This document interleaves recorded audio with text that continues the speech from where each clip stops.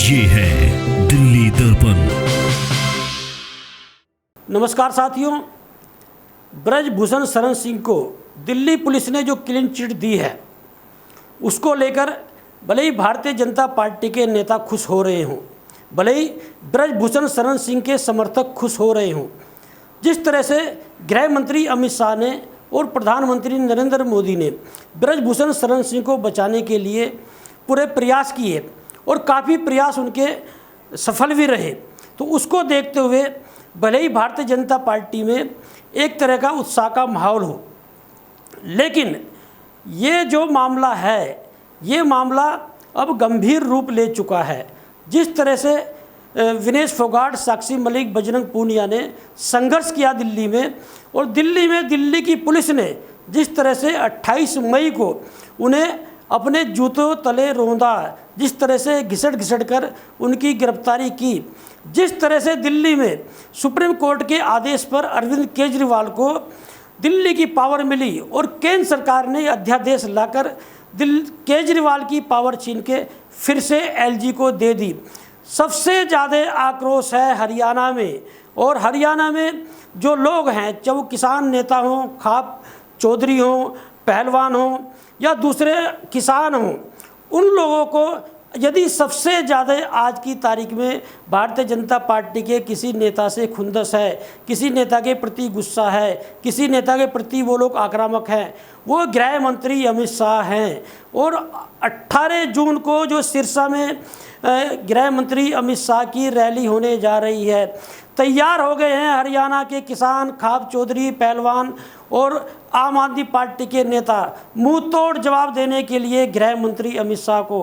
हड़कंप है हरियाणा सरकार में, और सिरसा के जिला प्रशासन ने वहाँ के किसान नेताओं को, सरपंचों को, आम आदमी पार्टी के नेताओं को नोटिस जारी कर दिए हैं, और नोटिस जारी किए हैं कि आप लोग कोई प्रदर्शन नहीं करेंगे। 18 जून को गृह मंत्री अमित शाह की रैली है। मतलब क्या ये अंग्रेजी हुकूमत है? जिस तरह से अंग्रेजी हुकूमत में यदि कोई अंग्रेज अधिकारी आता था तो जो क्रांतिकारी थे उन्हें नोटिस जारी कर दिए जाते थे, तो ऐसे ही अंग्रेजी हुकूमत की तरह क्या भारतीय जनता पार्टी सरकार चला रही है?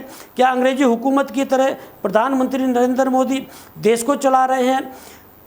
संविधान में अधिकार है कि आप अपनी बात रख सकते हैं, आप विरोध दर्ज करा सकते हैं। यदि देश के गृह मंत्री कहीं पर रैली कर रहे हैं और उनसे किसी को दिक्कत है, वह अपना विरोध दर्ज करा सकते हैं। तो हड़कंप है हरियाणा सरकार में गृह मंत्री अमित शाह की रैली में कहीं बवाल ना हो जाए, और बवाल होना निश्चित है। आप देखिए, गत दिनों जब जन संवाद कार्यक्रम किया हरियाणा के मुख्यमंत्री मनोहर लाल खट्टर ने, बड़ा बवाल हुआ उस कार्यक्रम में, और एक महिला सरपंच ने तो इतनी नाराज थी खट्टर से कि अपना दुपट्टा उठाया और उसके खट्टर के पैरों पर दे मारा।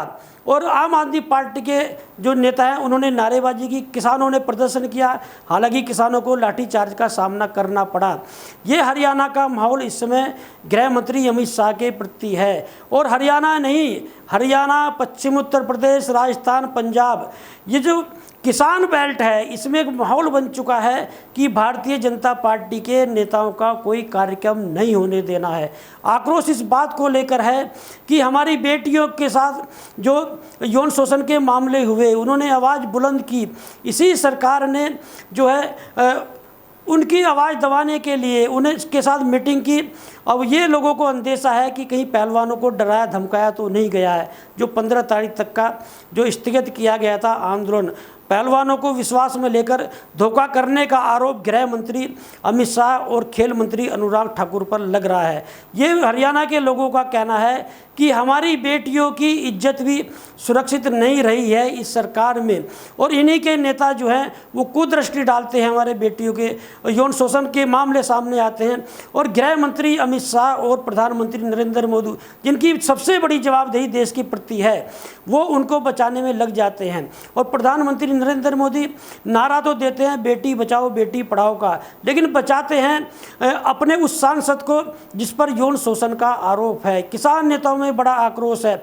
और आप देखिए, ये जो किसान बेल्ट है, विशेष रूप से हरियाणा और पश्चिमी उत्तर प्रदेश, आप याद कीजिए चाहे वो किसान आंदोलन रहा हो। किसान आंदोलन में आप देखिए कि नए कृषि कानून को लेकर जो दिल्ली बॉर्डर पर किसान आंदोलन हुआ था, सरकार ने सारे हथकंडे अपनाए, सारे प्रयास करे कि किसी तरह से उस किसान आंदोलन को बदनाम किया जाए, किसी तरह से उस किसान आंदोलन को विफल कर दिया जाए।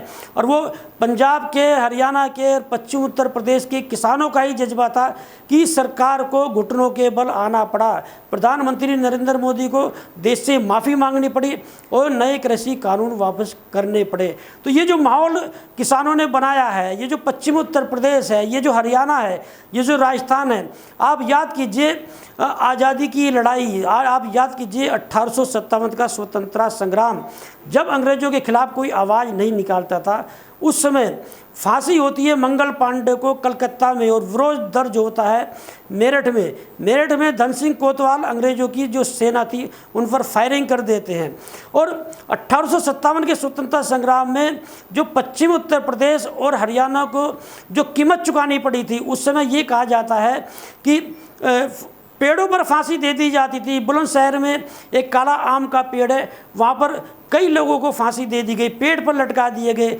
तो ये एक गांव मेरठ में ऐसा है, उसमें कि ये कहा जाता है धन सिंह कोतवाल का गांव, कि लोग सोच के लिए सुबह उठे थे और तोपें लगवा दी थी अंग्रेज़ों ने, और 450 के आसपास सुबह ही जो है गांव के लोगों को भून दिया गया था अंग्रेजी हुकूमत ने। जब ये बेल्ट पश्चिम उत्तर प्रदेश, हरियाणा किसान बेल्ट अंग्रेज़ों के उस दमनकारी नीति से नहीं डरी, अंग्रेज़ों की उस हुकूमत से नहीं डरी, तो गृह मंत्री अमित शाह और प्रधानमंत्री नरेंद्र मोदी जो दमनकारी नीति इस क्षेत्र पर चला रहे हैं, जैसे आपने पिछले दिनों देखा कुरुक्षेत्र में जिस तरह से गुरनाम चढ़ूनी की हरियाणा पुलिस ने पिटाई की, डंडों से मारते हुए जीप में डालकर ले गए। लेकिन ये हरियाणा के लोगों का, किसानों का जज्बा था, ये पश्चिम उत्तर प्रदेश के किसानों का जज्बा था। राकेश टिकैत ने वहाँ मोर्चा संभाल लिया जब गुरनाम सिंह को जेल में डाल दिया गया, और उसी हरियाणा सरकार को घुटनों के बल आना पड़ा।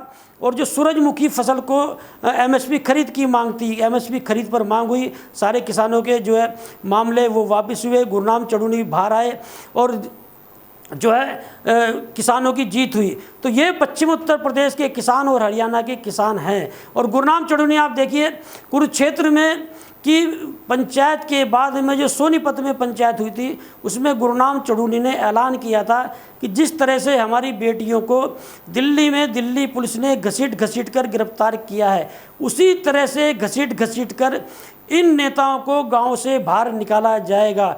मतलब पश्चिम उत्तर प्रदेश, हरियाणा और राजस्थान में ये माहौल बन चुका है कि किसी भारतीय जनता पार्टी का कार्यक्रम नहीं होने देना है। सिरसा में जो रैली होने जा रही है गृह मंत्री अमित शाह की, हड़कंप है कि खट्टर सरकार में और केंद्र सरकार तक हड़कंप है कि यदि वहाँ गृह मंत्री का विरोध हो जाता है, आगे 4 राज्यों में चुनाव आने वाले हैं, हरियाणा में चुनाव है, राजस्थान में चुनाव है, छत्तीसगढ़ में चुनाव है, मध्य प्रदेश में चुनाव है, और 2024 में अगले ही साल लोकसभा चुनाव हैं। यदि भारतीय जनता पार्टी के नेताओं का, विशेष रूप से गृह मंत्री का, यदि इस तरह से विरोध देश में होना शुरू हो गया तो भारतीय जनता पार्टी को लोकसभा चुनाव में कार्यक्रम करने भी मुश्किल हो जाएंगे। ये जो तानाशाही जो रवैया इस समय, ये आरोप है किसान नेताओं का, कहा पंचायत चौधरियों का, पहलवानों का, कि सरकार मनमानी पर तुली हुई है, सरकार तानाशाही पर तुली हुई है, अपने नेताओं को बचाने के लिए कुछ भी करने को तैयार है। जिस तरह से कुलदीप सेंगर के मामले में आप देख लीजिए, जो भारतीय जनता पार्टी के विधायक थे, अंत समय तक कुलदीप सेंगर को बचाया जाता रहा है भारतीय जनता पार्टी द्वारा।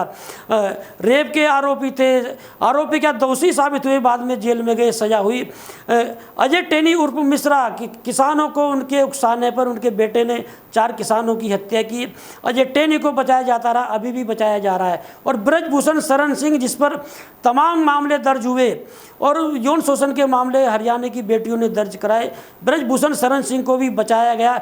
ये आरोप आंदोलनकारियों का है। ये जो माहौल बना है भारतीय जनता पार्टी में, इसमें हरियाणा के लोगों का, पश्चिम उत्तर प्रदेश के लोगों का, किसान नेताओं का, खाप पंचायतों का ये आरोप है कि इस सरकार में अब बेटियों की इज्जत भी सुरक्षित नहीं रही है। अंग्रेजी हुकूमत हुकूमत को भी इस सरकार ने पीछे छोड़ दिया। ये जो माहौल बना है किसान बेल्ट में, किसानों का सामना करना इस सरकार के नेताओं को मुश्किल हो जाएगा। और 18 जून को यदि गृह मंत्री का पुरजोर विरोध हुआ तो एक संदेह जाएगा देश में कि भारतीय जनता पार्टी के किसी नेता को किसान खाप पंचायत चौधरी कार्यक्रम नहीं करने देंगे। अब देखना ये होगा कि 18 जून को जो किसान नेता हैं, खाप चौधरी हैं या आम आदमी पार्टी के नेता हैं, उनका क्या रुख रहता है। और हरियाणा सरकार जो है, खट्टर सरकार, वो इन नेताओं पे किस तरह का जो है इन नेताओं पे किस तरह का रुख जो है अख्तियार करती है।